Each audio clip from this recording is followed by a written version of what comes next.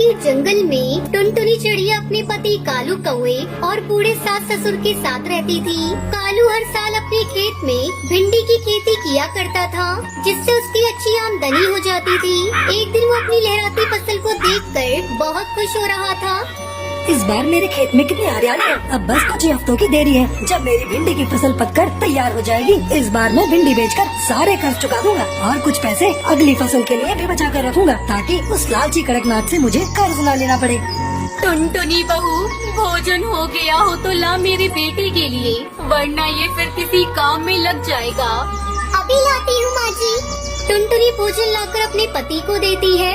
अरे बहू, जरा इसका ध्यान रखा कर, देख तो सूख कर कांटा हो गया है।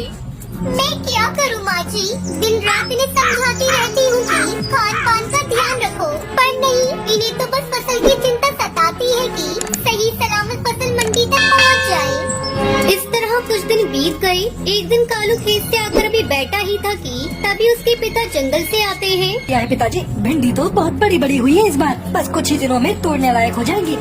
धीरे धीरे रात हो जाती है और पूरा परिवार खाना खाकर सो जाता है। अचानक बिजली की कड़कड़ाहट से सबकी नींद खुल जाती है। बाहर जोरों से बारिश हो रही थी। पिताजी, अब क्या होगा? इतनी तेज बारिश में हमारी भिंडी की फसल बर्बाद हो जाएगी। मैं खेत पर जाता हूँ।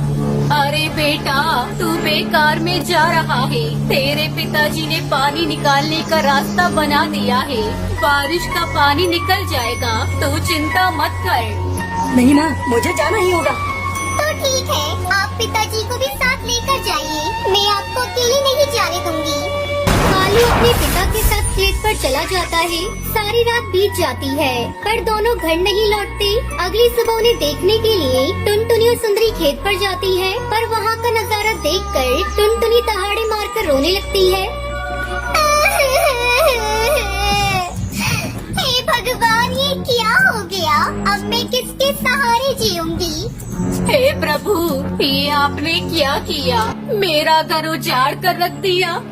खेत के बीचों बीच दोनों बाप बेटे मरे पड़े थे। उन पर आकाशीय बिजली गिर गई थी। समय गुजरने लगता है। सदमे से टुनटुनी की सास की भी मौत हो जाती है। टुनटुनी अब बेसहारा हो चुकी थी। घर में रखा सारा अनाज खत्म हो चुका था। एक दिन वो पहाड़ पर बैठी अपनी किस्मत पर आंसू बहा रही थी। तभी वहाँ एक बाबा पास आता है। क्या बात है बेटा, तुम इस तरह इन पहाड़ों पर बैठकर क्यों रो रही हो? मुझे अपनी समस्या बताओ, शायद मैं तुम्हारी कुछ मदद कर सकूं। टुनटुनी चिड़िया रोते रोते बाबा बास को अपनी सारी बात बताती है।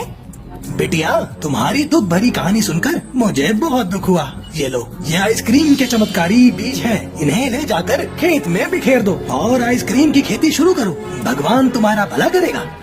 इस तरह टुनटुनी चिड़िया अपने दुखों को भुलाकर उस बाबा के द्वारा दिए जादू आइसक्रीम के बीज से अपने खेत में आइसक्रीम की खेती करके अपनी जिंदगी खुशी खुशी गुजारने लगती है। कश्मीर के जंगल में टुनटुनी चिड़िया अपने पति कालू कौवे के साथ रहती थी। बारिश का मौसम था, जोरों से बारिश हो रही थी। लगातार कई दिनों तक बारिश होती रहती है। सबके खेतों में पानी भर चुका था। एक दिन टुनटुनी चिड़िया अपने पति कालू कौवे से कहती है, सुनो जी, मैं सोच रही हूँ बारिश रुक जाए तो इस बार हम लोग अपने खेत में आइसक्रीम की फसल लगा देते हैं। कई सालों के बाद इतनी अच्छी बारिश हुई है। अगर फसल अच्छी हुई तो आधी फसल बेच देंगे और जो पैसे मिलेंगे उससे पक्का घर बना लेंगे। तुम ठीक कह रही हो। हम इस बार अपने खेत में आइसक्रीम की फसल उगाएंगे, लेकिन हम आइसक्रीम के जादुई बीज कहाँ से लाएंगे? तुम उसकी चिंता मत करो, मैं एक भले जादूगर को जानती हूँ। उसने पिछले ही साल मेरी सहेली टूनी चिड़िया को आइसक्रीम के जादुई बीज दिए थे और उसकी उपज बहुत अच्छी हुई थी। हम भी उन्हीं से बीज लेकर आएंगे और फिर बीज के बराबर जादूगर को आइसक्रीम वापस कर देंगे। दोनों पति पत्नी उस जादूगर की गुफा में जाते हैं। क्यों रे टुनटुनी, आज उस जादूगर की याद कैसे आ गई? वैसे तो कभी मुझे याद नहीं करती। जरूर मुझसे कोई काम होगा, तभी तू मेरे पास आई है। अब बता, मुझसे क्या काम है? क्या बताऊं भले जादूगर, तुम देख ही रही हो, इस बार बारिश अच्छी हुई है। हम सोच रहे हैं कि इस बार अपने खेत में आइसक्रीम की फसल उगाएं, लेकिन हमारे पास इसके लिए आइसक्रीम के बीज है ही नहीं। अगर आप मुझे बीज दे देंगे तो आपकी हम पर बहुत बड़ी कृपा होगी। तो ठीक है, लेकिन तू समय पर मेरे बीज के बराबर आइसक्रीम वापस कर देना। ठीक है जादूगर, आप चिंता ना करें। जादूगर टुनटुनी चिड़िया को आइसक्रीम के बीज दे देता है। कालू कौआ और टुनटुनी चिड़िया बीज लेकर वापस घर लौट आते हैं। फिर अगले दिन टुनटुनी चिड़िया अपनी बेटी पिंकी के साथ खेत में बीज को बिखेर देती है। इस तरह कई दिन गुजर जाते हैं। एक दिन टुनटुनी चिड़िया कालू कौए को खेत में भेजती है। कई दिन हो गए खेत में बीज डाले, जाओ एक बार जाकर देख लो कहीं बीज सूख तो नहीं गए। अगर बीज सूख नहीं होंगे तो सिंचाई कर देना। कालू कौआ अपने खेत पर जाता है। वो देखता है सचमुच में सारे बीज सूख रहे थे। अरे ये क्या, ये बीज तो सूख रहे हैं। इससे तो सारी फसल ही खराब हो जाएगी। मुझे कैसे भी करके अपनी फसल की सिंचाई करनी होगी।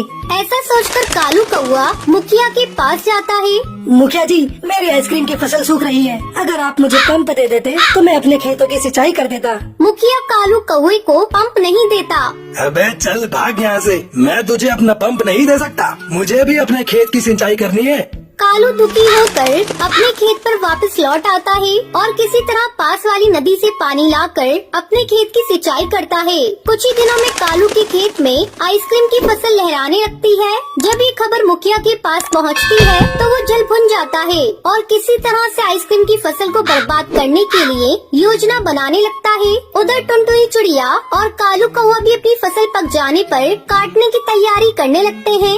कालू जी, अब अपनी फसल पक चुकी है और इसमें से आइसक्रीम भी निकल आई है। अब इसे हम लोग बाजार में बेच देते हैं।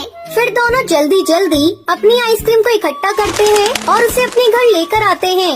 चलो जी, आखिरकार हमारी आइसक्रीम की फसल कट गई है। अब कल जाकर हम लोगों को जादू करके उनके बीज के बराबर का फसल वापस कर देना होगा। फिर आराम से आइसक्रीम को बाजार में ले जाकर बेच देंगे। अब तुम जाकर जल्दी से मुँह हाथ धो लो, मैं तुम्हारे लिए भोजन परोसती हूँ। दोनों पति पत्नी भोजन करके सो जाते हैं। अचानक आधी रात को मुखिया उनकी फसल को चुराने के लिए उनके घर में घुस जाता है। खटखट की आवाज सुनकर टुनटुनी चिड़िया की नींद खुल जाती है और वो चोर चोर करके शोर मचाने लगती है। टुनटुनी चिड़िया की आवाज सुनकर सभी पक्षी इकट्ठा हो जाते हैं और मुखिया को पकड़ लेते हैं। किसी तरह मुखिया उन पक्षियों से अपनी जान बचाकर भाग जाता है और अगले दिन टुनटुनी चिड़िया कालू कौए के साथ बाजार जाती है। आइसक्रीम ले लो, रंग बिरंगी आइसक्रीम। खट्टी मीठी आइसक्रीम ले लो, लाल पीली नीली आइसक्रीम ले लो। टुनटुनी मासी, एक लाल आइसक्रीम मुझे भी देना। और इस तरह दोनों पति पत्नी आइसक्रीम बेचकर खूब सारे पैसे कमाते हैं। फिर सभी खुशी खुशी रहने लगते हैं। सुंदरवन के जंगल में टुनटुनी चिड़िया अपनी सौतेली माँ टूनी चिड़िया के साथ रहा करती थी। टुनटुनी चिड़िया की माँ रानी चिड़िया दुर्गा माँ की बहुत बड़ी भक्त थी। एक बार जब वो पूजा करने के लिए फूल तोड़ने जा रही थी, उसी समय एक जिगरबाज उस पर हमला कर देता है। इस हमले में रानी चिड़िया की मौत हो जाती है। उस समय टुनटुनी चिड़िया बहुत छोटी थी। तब टुनटुनी की देखभाल करने के लिए उसका पिता टुन्नू चिड़ा टूनी नाम की एक चिड़िया से शादी कर लेता है। कुछ दिनों तक टूनी चिड़िया टुनटुनी की अच्छी तरह से देखभाल करती है। इसी तरह दिन गुजरने लगते हैं और टूनी चिड़िया एक बच्ची की माँ बन जाती है। तब वो टुनटुनी पर अत्याचार करना शुरू कर देती है। टुनटुनी भी अपनी माँ की तरह दुर्गा माँ की भक्त थी। नवरात्रि शुरू हो गई थी।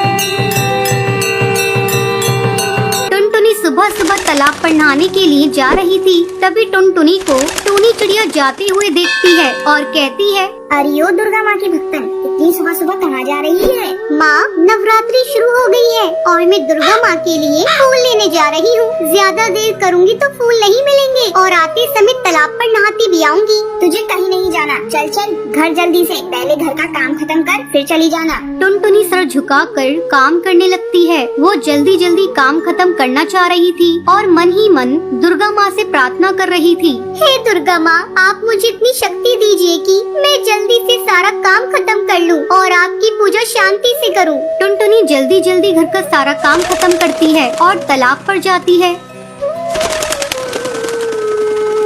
नहाने के बाद टुनटुनी फूल तोड़ने जाती है, लेकिन उसे फूल कहीं नहीं दिखता। सारे पक्षी फूल को तोड़ चुके थे। फूल न मिलने के कारण टुनटुनी रोने लगती है।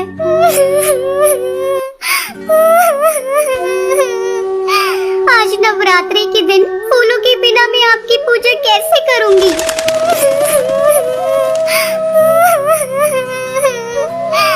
वो सोए जा रही थी तभी रानू तोती वहाँ से गुजरती है। वो उस समय पूजा करने के लिए जा रही थी। जब उसने टुनटुनी चिड़िया को रोता देखा तो वो उससे पूछती है, तू यहाँ बैठकर क्यों रो रही है? कि आज तुम्हारी माँ ने फिर से मारा है?